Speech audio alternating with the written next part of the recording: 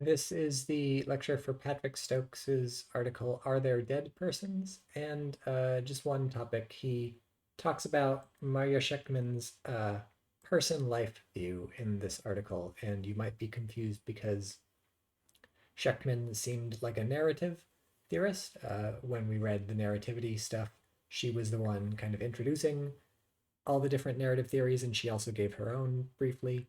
And then the second article we read was sort of talking about Schechtman's narrative theory and adding on to it.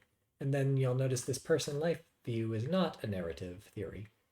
It incorporates some features of narrative theory, but it's different. And so, what's going on? And, the answer is she changed her mind, basically. So she's no longer, yeah. So this is the most recent, basically. So she's no longer a narrative theorist. She is now a person life view theorist. And you can compare and contrast the person life view with the narrative views as you read through this article.